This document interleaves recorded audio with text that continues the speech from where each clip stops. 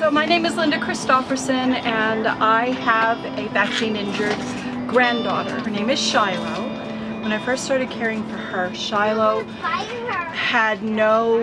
she was not sitting up by herself. She was 17 months old, not sitting up by herself. And all of the milestones like crawling and walking and talking were not there.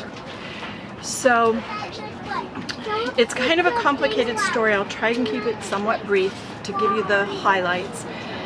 When her mother passed away, her dad wanted to come and take the baby. And that's reasonable, he's dad, but dad was dropping dirty for cocaine in a methadone program. And I was not going to have it until I knew that he was clean, so I was trying to protect the baby. And the family was threatening to come and get her, so I said, no, this isn't a good idea. For a variety of reasons, this isn't a good idea. So I called CPS.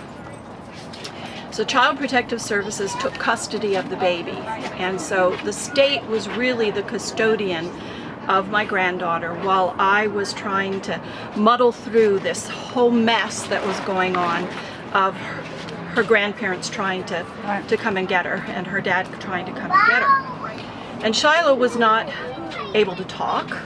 She didn't have language. She was not walking. There were so many things developmentally that were just a mess. So I really wanted to make sure that all the services were getting in place and she was getting the help she needed.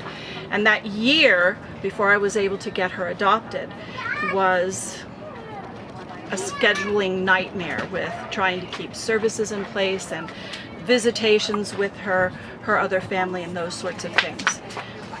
Through that time frame, one of the things that became very frightening to me was my daughter had been very cautious about vaccines. Shiloh was born as a preemie. She was only 2.5 pounds, so she doesn't fit that profile that the movie talks about of being an isolated. She had other stuff going on. Shiloh,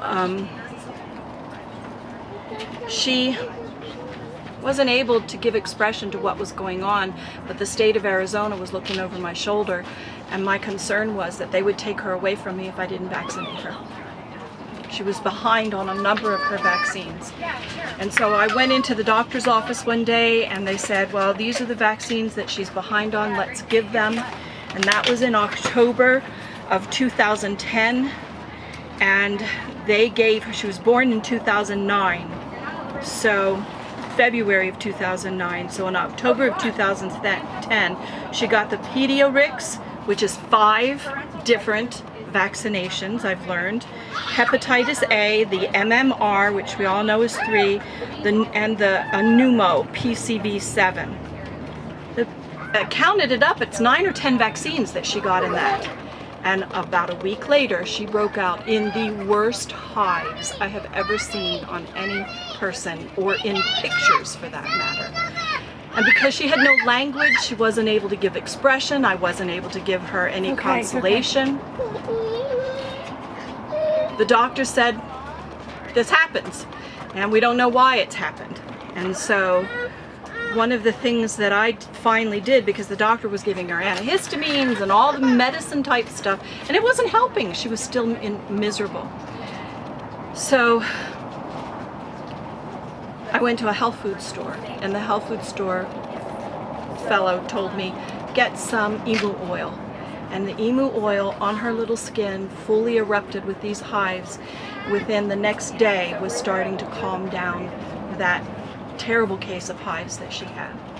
So I'm still doing a huge amount of research. My background is I am a retired industrial hygienist with Arizona OSHA, and so chemical safety has always been kind of a big deal for me, and I had no clue that there were aluminum and formaldehyde and all of these things that we're learning are in our vaccinations as we start to dig in and do the research. Shiloh is doing wonderfully today because I've been able to keep 3 different services in the house for her. She has physical therapy, occupational therapy, and what's the other one? Speech. And so she's doing really well. She has huge challenges around her problems with academics. She doesn't know her alphabet yet. She's 7 years old. She ought to be reading by now. She doesn't have her academics, and she doesn't have the ability to write. So we've got a lot of challenges that we're trying to Do you want to sign her name on the bus? I would love to sign her name on the Let's do bus. it then.